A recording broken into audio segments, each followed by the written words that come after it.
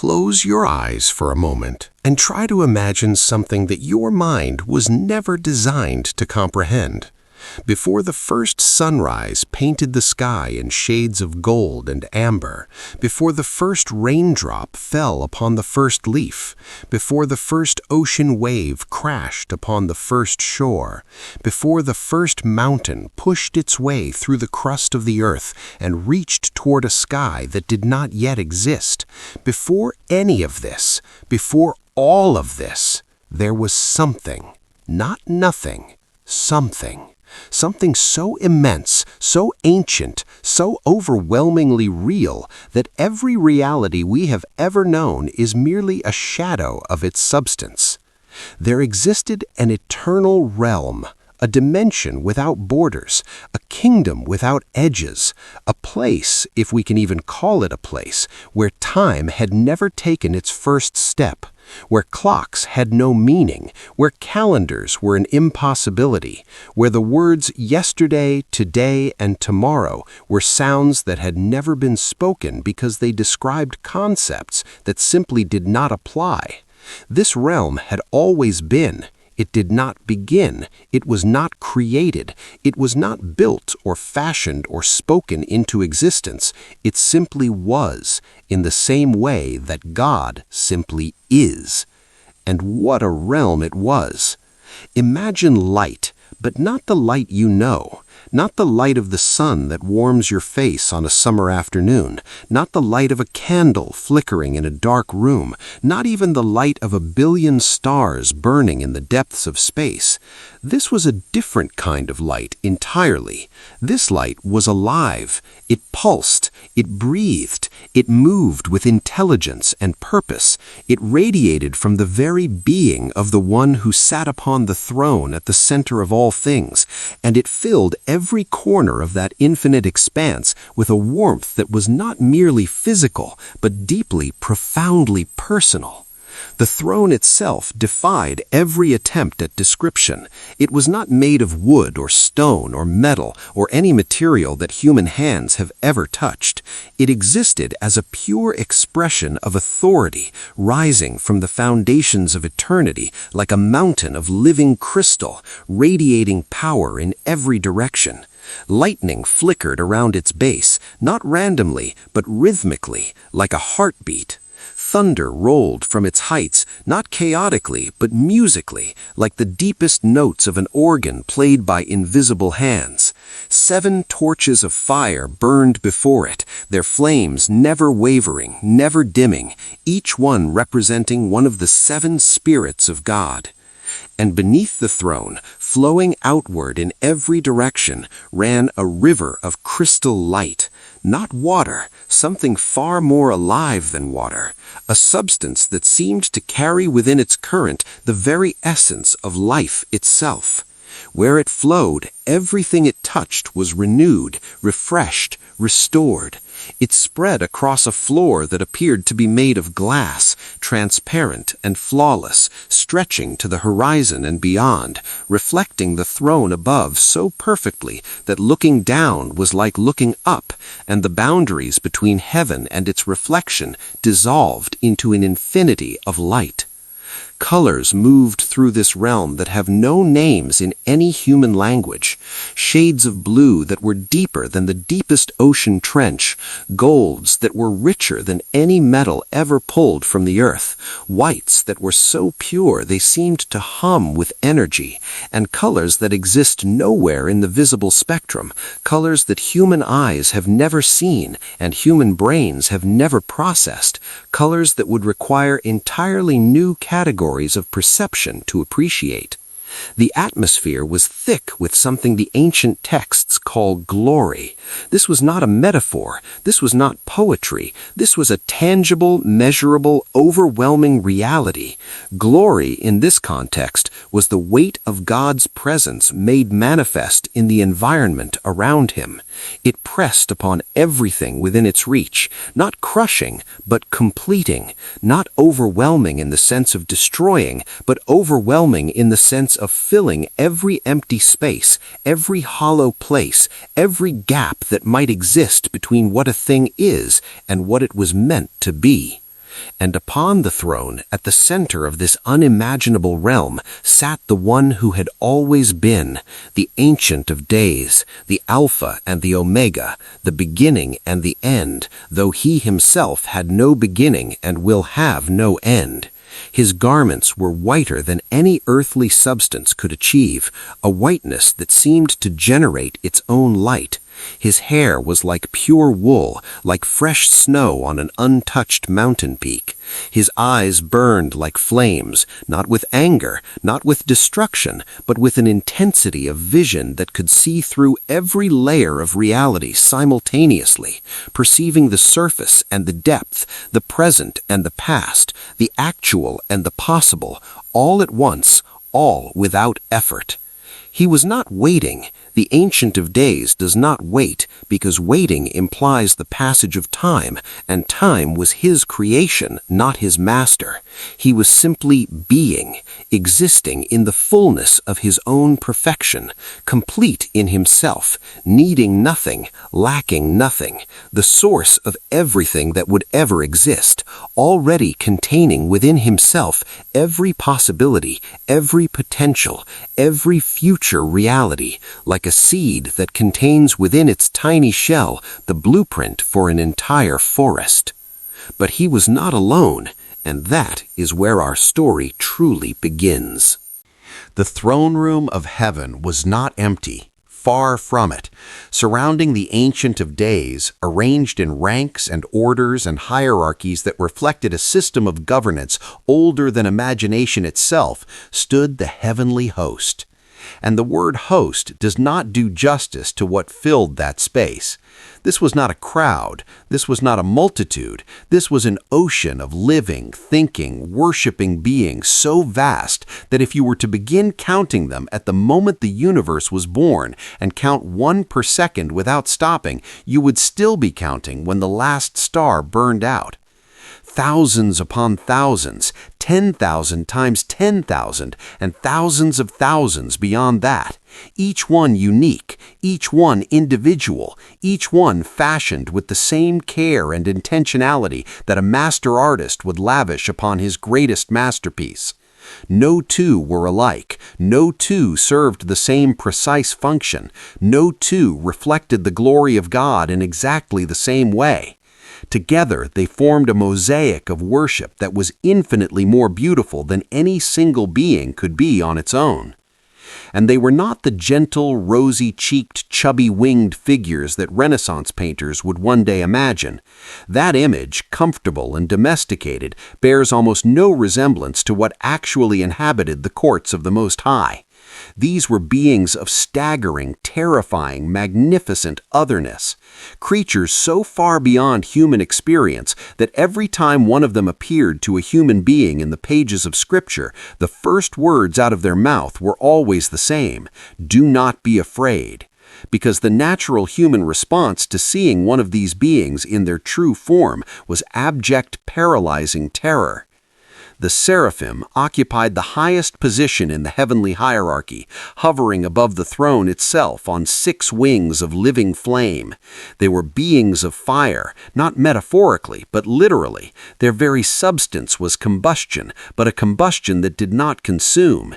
They burned without being burned up, each one a living torch of holy passion. With 2 of their 6 wings they covered their faces, because even these most exalted creatures, could not withstand the full, unfiltered, unreduced glory of the one upon the throne. With 2 wings they covered their feet, an act of humility and reverence that acknowledged the infinite distance between creator and creature, no matter how glorious that creature might be.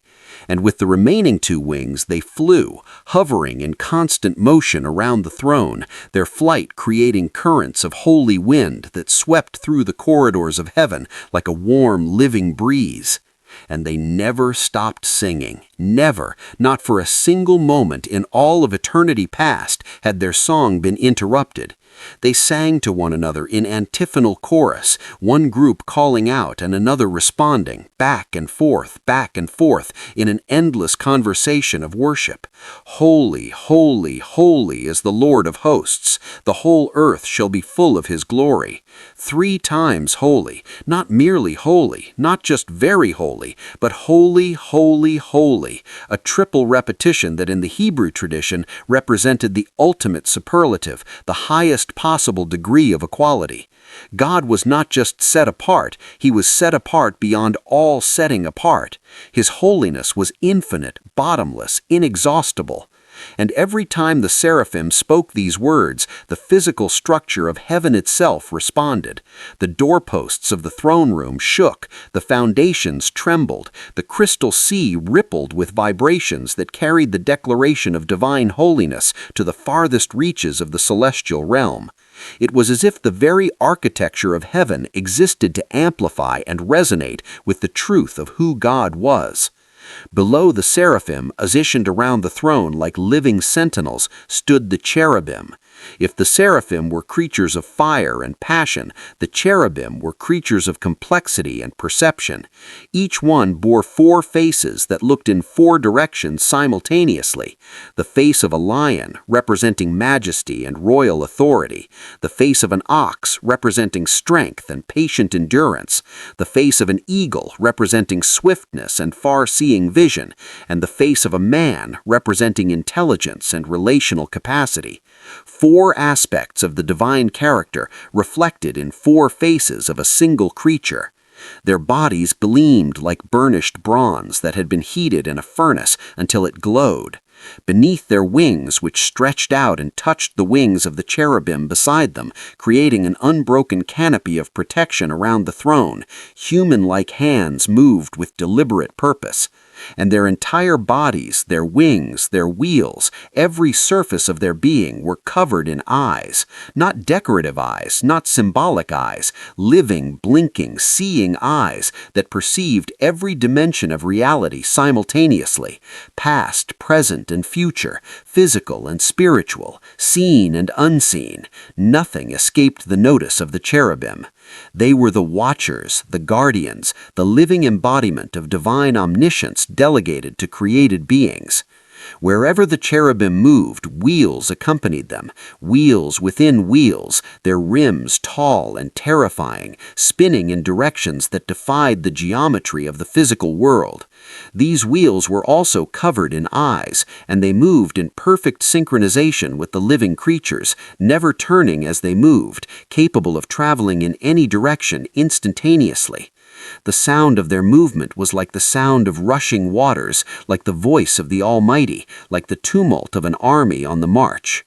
And beyond these highest orders stretched the vast ranks of the angelic host, archangels of tremendous authority, principalities whose domains would one day encompass entire nations, powers whose strength exceeded anything the physical universe would ever contain, thrones and dominions and authorities, each with their specific role, each with their unique reflection of divine glory, each standing in perfect, willing, joyful submission to the one who had made them and placed them in their appointed positions.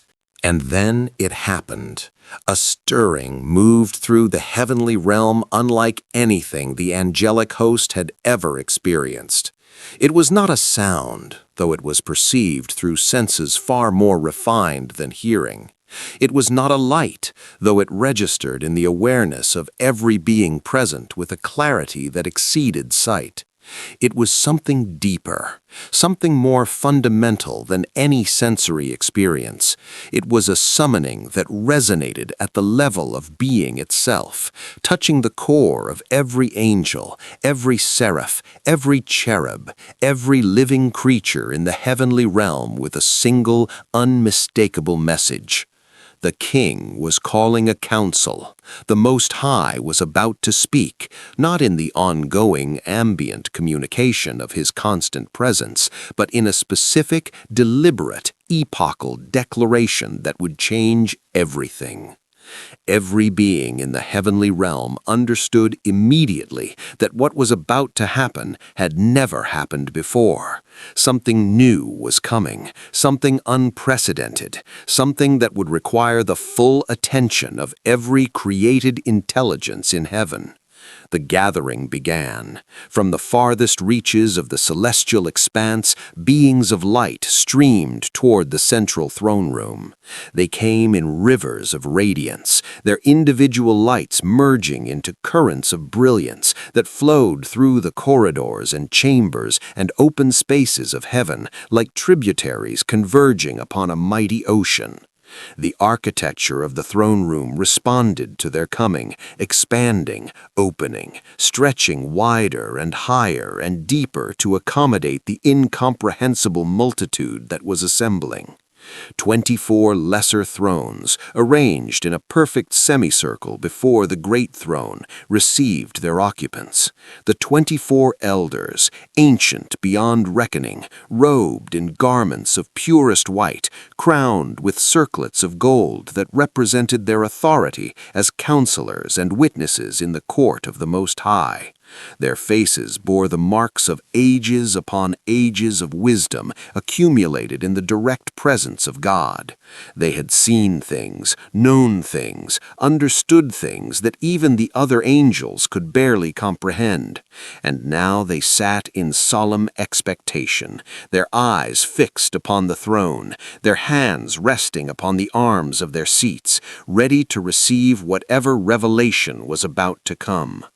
The 4 living creatures, the great cherubim of the throne, positioned themselves at the 4 cardinal points around the assembly, their 4 faces turning outward, their countless eyes scanning every dimension of reality, maintaining their eternal vigilance even as the most important gathering in the history of existence was about to commence. Their worship did not cease, but it shifted into a lower register, a deep rumbling undercurrent of holy, holy, holy, that provided the foundation rhythm beneath whatever was about to be spoken. And then silence fell. But this was not ordinary silence. This was not simply the absence of noise. This was a presence in its own right, a positive, active, substantive silence that seemed to press down upon the assembly like a weight of pure anticipation. The rivers of light froze in place. The wings of the seraphim stopped mid-beat, suspended in the air like paintings. The wheels of the cherubim ceased their spinning and hung motionless. Every eye, millions upon millions of them, angelic and cherubic and seraphic, fixed themselves upon the one who sat upon the throne. The Ancient of Days leaned forward. The entire assembly felt the shift in posture, the way a planet feels the gravitational pull of a sun. Everything oriented toward him. Everything pointed toward what he was about to say. And when he opened his mouth, the words that emerged were unlike any words that had ever been spoken in the eternal realm. They carried the weight of a decision that had existed in the divine mind from before eternity, a purpose without origin, a plan without beginning, now being expressed for the very first time in articulate speech. Let us make. 2 words, 2 small, simple, world-shattering words, and with them the entire future of reality was set in motion. The word us echoed through the assembly with the force of a revelation. For in that single pronoun, the mystery of the divine nature was expressed before the watching court. The Son, the eternal Word who had existed in the bosom of the Father since before time had meaning, stepped forward from beside the throne. His appearance was like the glory of the Father seen through a perfect lens.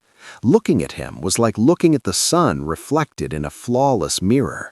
Every attribute of the Father, every quality of divine nature, every aspect of infinite perfection shone through the Son without diminishment or distortion. And the Spirit, the third person of the divine essence, moved through the assembly like a mighty river of invisible power, touching every being, filling every space, connecting every mind to the revelation that was about to unfold. The Spirit was not separate from the Father and the Son, nor identical to them. He was distinct yet unified, a mystery that the most intelligent angels could contemplate for eternity without exhausting its depths.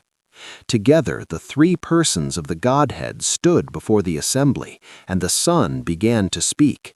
What he described was so far beyond anything the heavenly host had ever encountered that even these beings of supreme intelligence struggled to keep pace with the vision.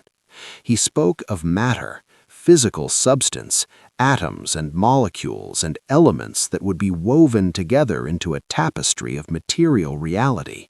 He spoke of space, incomprehensibly vast stretches of emptiness that would be punctuated by burning stars and spinning planets and swirling galaxies, each one positioned with mathematical precision, each one governed by laws of physics so elegant that they could be expressed in equations of breathtaking simplicity. He described a universe that would begin in a single point of infinite density and expand outward in a cosmic explosion of energy and matter, cooling and condensing over billions of years into structures of astonishing complexity. Stars would be born in clouds of hydrogen gas, live for millions or billions of years, and die in spectacular explosions that would scatter the heavy elements necessary for life across the void. New stars would form from these remnants, and around them planets would coalesce from disks of dust and gas. And among all these countless worlds, he revealed one in particular, a small, blue, fragile sphere orbiting an unremarkable yellow star in an unremarkable spiral galaxy. A world of liquid water and breathable atmosphere, of continental plates that shifted and drifted upon a mantle of molten rock, of magnetic fields that shielded the surface from cosmic radiation, of a moon positioned at precisely the right distance to stabilize the planet's axial tilt and create the rhythm of tides. Upon this world, the Most High would place something new, not angels, not celestial beings of fire and light, something unprecedented in all of existence, creatures made from the dust of the ground itself, from the very atoms of the planet on which they would stand, mortal creatures, temporary creatures, beings with beating hearts that would one day stop beating, with breathing lungs that would one day breathe their last, fragile, vulnerable, limited beings who would age and weaken and eventually return to the dust from which they came. And yet these dust creatures would carry within them something that no angel possessed, something that the seraphim catch their breath and the cherubim blink their countless eyes in astonishment. These beings would bear the image of God himself, the divine likeness, the imago Dei stamped upon creatures of clay. They would reflect the Creator's nature in ways that not even the highest angel could claim. They would be capable of creativity, of love, of moral reasoning, of spiritual communion with their Maker. They would be given dominion over the physical world, authority to name and govern and steward the creation on behalf of its Creator. But most remarkably of all, they would be given choice, true, genuine, uncoerced freedom to choose their own path, the freedom to love God or to turn away from Him, the freedom to obey or to rebel, the freedom to remain in communion with their Creator or to sever that communion by their own will. No angel had ever been given this particular kind of freedom. Angels had their nature, their function, their place in the hierarchy, but these dust creatures would have something wilder, something more dangerous, something infinitely more beautiful. They would have the capacity to love God not because they were programmed to, not because they had no other option, but because they freely, deliberately, voluntarily chose to. And then the vision took a darker turn. The Spirit, moving through the assembly with an almost sorrowful gravity, revealed what the divine foreknowledge had always known. These image-bearers, these beloved dust creatures, would use their freedom to fall. They would reach for what was forbidden. They would grasp at autonomy. They would believe the lie that they could become like God on their own terms, without submission, without trust, without obedience. and in that grasping, they would break everything. The communion between creator and creature would shatter like glass struck by a stone. Death would enter the world, not just physical death, the cessation of heartbeat and breath, but spiritual death, the severing of the soul from its source of life.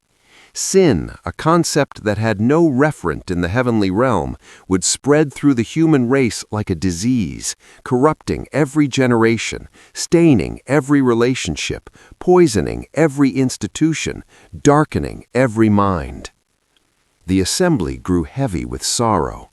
Angels who had never known grief felt its first stirrings in their immortal hearts. The weight of foreknowledge pressed down upon the court of heaven like a physical burden. If the Most High knew this would happen, why proceed? Why create beings whose freedom would lead them into ruin? Why bring into existence a race that would reject its creator, murder its prophets, worship false gods, and spiral downward into ever deeper degradation? The answer came from the Son, and it was the most staggering thing the heavenly host had ever heard. He would go after them. He, the eternal Word, the co-creator of the universe, the one through whom and for whom all things would be made, would one day leave this throne room. He would step out of eternity and into time. He would lay aside the glory that was rightfully his, not losing it, but veiling it, setting it aside voluntarily like a king removing his crown and his robes to enter a prison and sit beside a condemned man.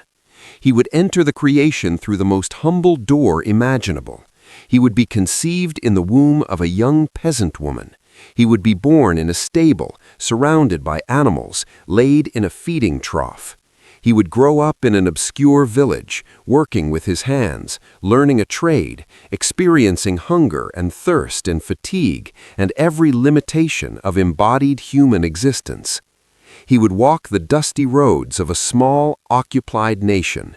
He would teach in synagogues and on hillsides. He would touch lepers and eat with sinners and weep at the graves of friends. He would be misunderstood by his family, rejected by his people, betrayed by one of his closest companions, and denied by another.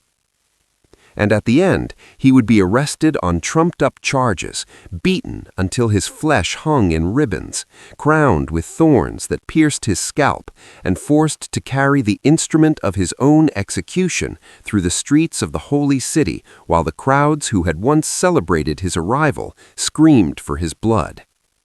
He would be nailed to a cross of rough wood, iron spikes driven through the hands that had shaped the mountains and scattered the stars, his feet, which had walked on water and climbed the hills of Galilee, pinned to the vertical beam.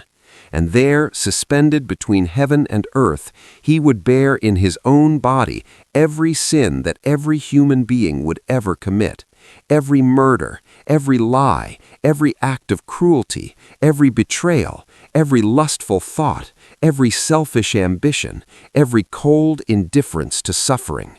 All of it, the accumulated guilt of an entire fallen race, would be laid upon his shoulders, and he would carry it into death.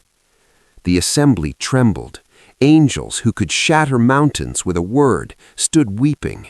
The 24 elders collapsed from their thrones, their golden crowns rolling across the crystal sea, their faces pressed to the transparent floor. "Worthy," they cried through their tears, "worthy is the Lamb who was slain before the foundation of the world." But the Son was not finished. The cross was not the end. 3 days after his death, he would rise. The grave could not hold him. Death could not contain the Lord of life. He would burst forth from the tomb, not just as a resuscitated corpse, but as the firstborn of a new creation, possessing a resurrection body that would never again be subject to decay, disease, or death. And through his death and resurrection, every human being who placed their trust in him would be forgiven, cleansed, adopted into the family of God, and given the promise of their own resurrection. The dust creatures who had fallen so far would be raised higher than they had ever been, seated with the Son in heavenly places, made co-heirs of everything he possessed, destined to reign with him over a new heaven and a new earth, where sin and death and sorrow would be remembered no more. The weight of the revelation hung in the air like incense, filling every corner of the heavenly court with an aroma of sacrificial love that the angels would never forget. For a long, eternal moment, no one moved. No one spoke. The only sound was the deep, rumbling undercurrent of the cherubim's ceaseless worship. Holy, holy, holy, spoken now not just in reverence, but in something approaching awe at the depth of divine love that had just been revealed. Then, slowly, the proceedings of the council resumed. For the plan of redemption was not merely a grand, sweeping narrative. It was a meticulously detailed operation that would require the participation of the entire heavenly host. Every angel would have a role. Every being would be assigned a task. The sovereign God who left nothing to chance was about to distribute the most important assignments in the history of existence. Michael, the archangel, was called forward first. He was the greatest warrior in all of heaven, a being of such martial authority that even the mightiest angels deferred to his command. He stood before the throne, his bearing erect, his expression resolute, his entire being radiating readiness. His commission was delivered with gravity befitting its importance. He would serve as the guardian of the covenant people, the nation through whom the Son would enter the world.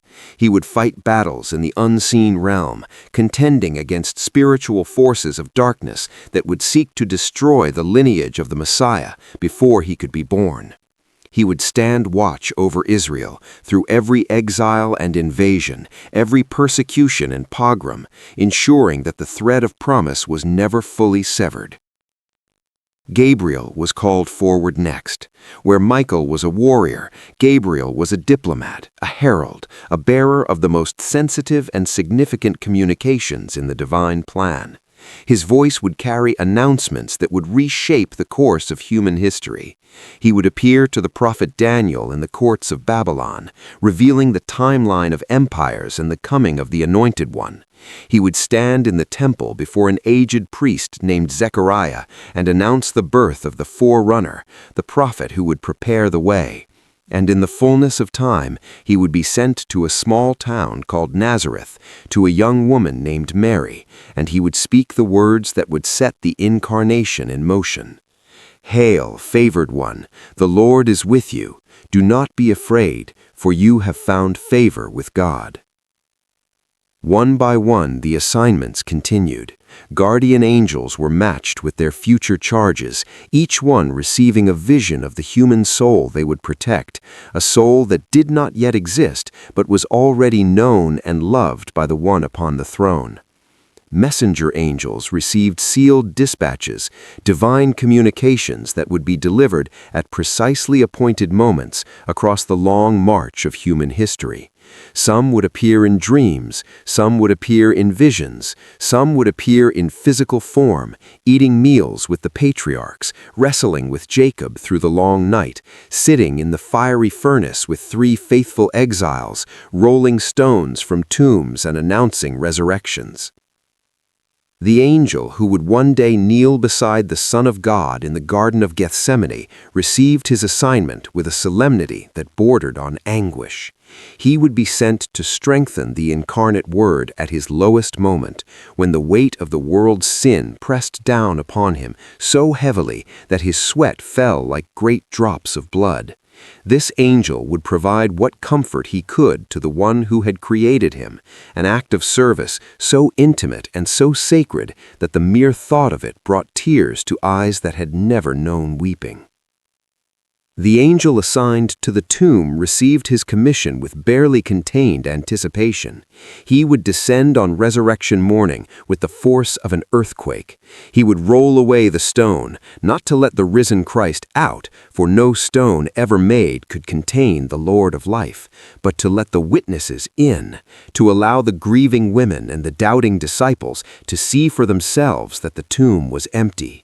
His face would shine like lightning, his garments would be white as snow, and the Roman soldiers guarding the tomb, hardened veterans who had faced death on battlefields across the empire, would fall before him like dead men. 2 angels in white robes received their assignment for the ascension. They would stand beside the disciples on the Mount of Olives as the risen Christ was lifted into the sky and disappeared into a cloud of glory. And as the stunned followers stood there, mouths open, eyes straining upward, these 2 angels would speak the promise that would sustain the church through 2,000 years of waiting. Men of Galilee, why do you stand looking into heaven? This same Jesus who has been taken from you into heaven will come back in the same way you have seen him go. But not everyone in the assembly received the revelation with worship. Not every heart in the courts of heaven bowed before the wisdom of the divine plan. In the midst of that vast multitude, standing among the highest ranks, occupying a position of honor and authority that exceeded that of any other created being, one angel was undergoing a transformation that would scar existence forever. His name meant light-bearer, morning star, son of the dawn. He was the anointed cherub who covered, the guardian of the very throne of God, positioned closer to the Almighty than any other being in all of creation. His beauty was beyond description. Every precious stone adorned his form, sardius and topaz and diamond, beryl and onyx and jasper, sapphire and emerald and carbuncle, all set in gold, all crafted on the day of his creation with a workmanship that reflected the infinite artistry of God himself. He was the seal of perfection, full of wisdom and perfect in beauty. He had walked upon the holy mountain of God and moved among the stones of fire. He had been perfect in all his ways from the day he was created, until. That single word, until, marks the most catastrophic turning point in the history of existence. Until iniquity was found in him. Until something shifted in the depths of his being, until the first imperfection that the universe had ever known germinated in the heart of the most perfect creature God had ever made. How did it happen? How could a perfect being, dwelling in a perfect environment, in unbroken fellowship with a perfect God, generate within himself the seed of evil? This is perhaps the deepest mystery in all of theology, a question that human minds and angelic minds alike have wrestled with for ages without finding a fully satisfying answer. But the ancient texts give us clues. Your heart was lifted up because of your beauty. You corrupted your wisdom for the sake of your splendor.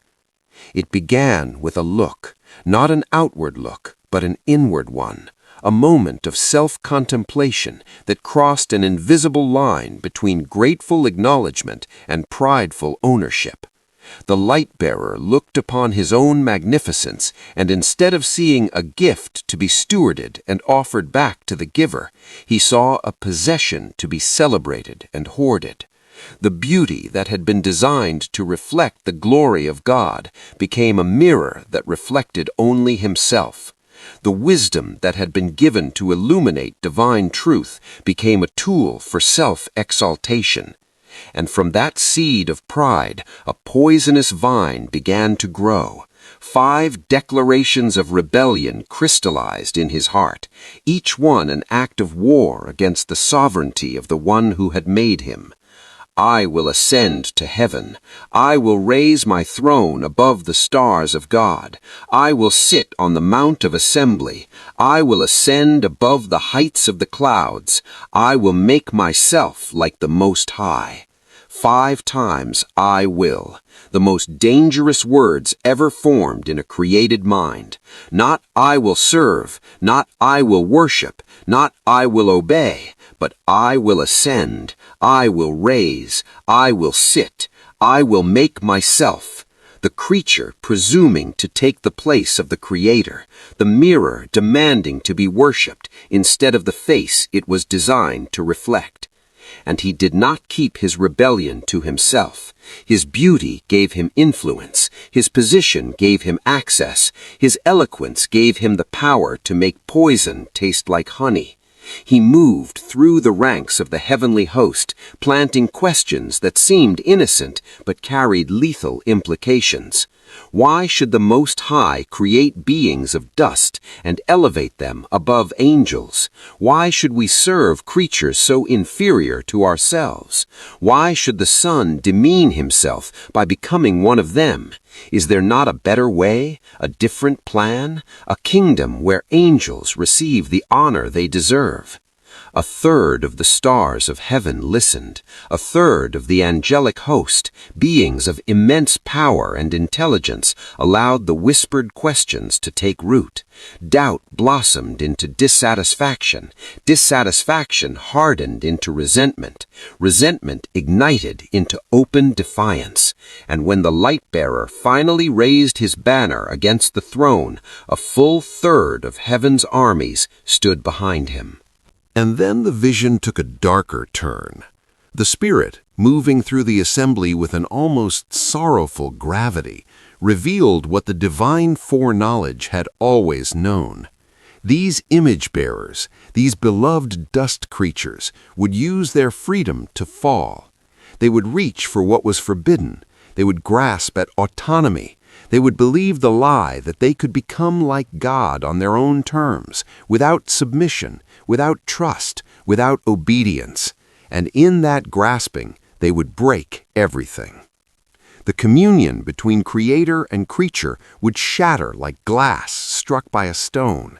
Death would enter the world, not just physical death, the cessation of heartbeat and breath, but spiritual death, the severing of the soul from its source of life. Sin, a concept that had no referent in the heavenly realm, would spread through the human race like a disease, corrupting every generation, staining every relationship, poisoning every institution, darkening every mind. The assembly grew heavy with sorrow. Angels who had never known grief felt its first stirrings in their immortal hearts. The weight of foreknowledge pressed down upon the court of heaven like a physical burden. If the Most High knew this would happen, why proceed? Why create beings whose freedom would lead them into ruin? Why bring into existence a race that would reject its creator, murder its prophets, worship false gods, and spiral downward into ever deeper degradation? The answer came from the Son, and it was the most staggering thing the heavenly host had ever heard. He would go after them. He, the eternal Word, the co-creator of the universe, the one through whom and for whom all things would be made, would one day leave this throne room. He would step out of eternity and into time.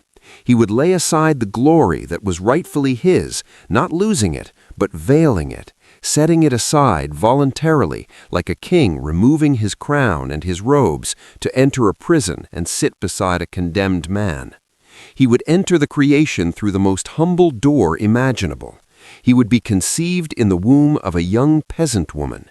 He would be born in a stable, surrounded by animals, laid in a feeding trough. He would grow up in an obscure village, working with his hands, learning a trade, experiencing hunger and thirst and fatigue, and every limitation of embodied human existence. He would walk the dusty roads of a small, occupied nation.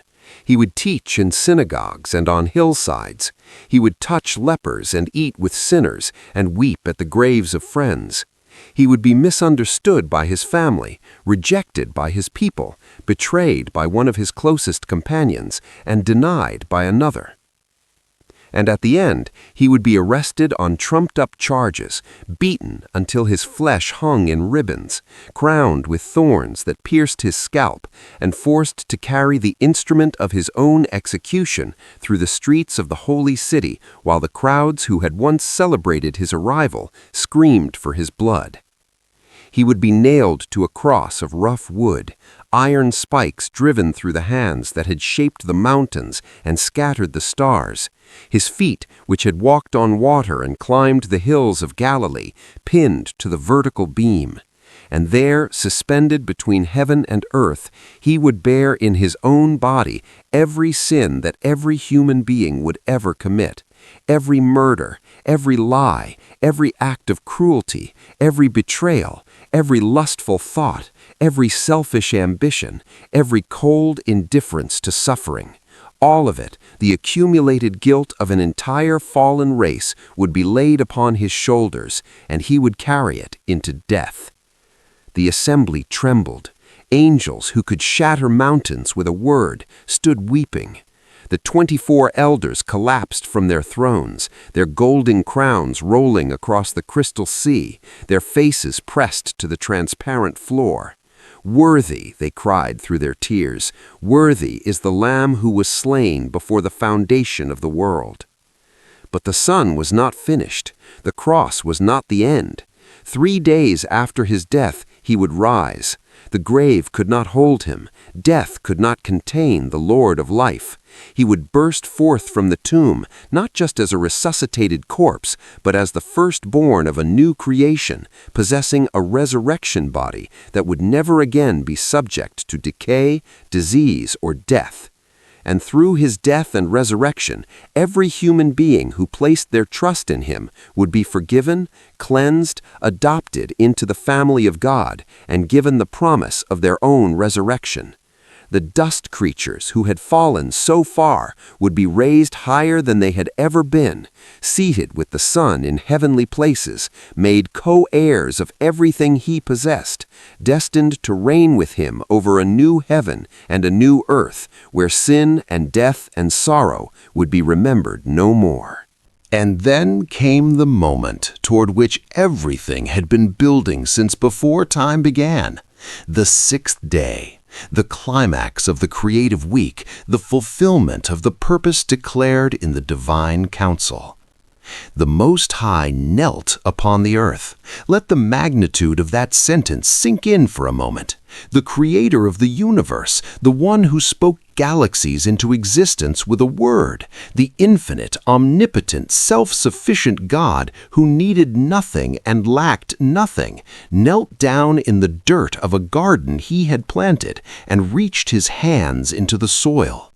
He gathered dust, common, ordinary, unremarkable dust, the same substance that would one day be swept from floors and shaken from clothing and washed from hands, the humblest material in all of creation. And with that dust, with that dirt, with that earth, the Most High began to sculpt. He formed a head, shaping the skull with the care of an artist who has spent eternity imagining this precise moment. He sculpted the face, pressing the features into the clay with divine fingers, forming the brow, the cheekbones, the jaw, the lips, the nose, the closed eyes that would soon open for the very first time. He shaped the torso, setting the ribs in place one by one, forming the spine, the shoulders, the chest that would soon rise and fall with the rhythm of breath. He formed the arms and the hands, each finger individually crafted, the fingerprints pressed in by the thumbs of God himself, unique patterns that would never be replicated in all the billions of human hands that would follow. He shaped the legs and feet, designed for walking upon the very ground from which they were taken. The form was complete. It lay upon the earth of Eden, a masterpiece of biological engineering, every cell in place, every organ formed, every nerve pathway mapped, every muscle fiber aligned. But it was lifeless, still, silent, empty. A shell waiting to be filled, a vessel waiting to receive its cargo, a temple waiting for its God.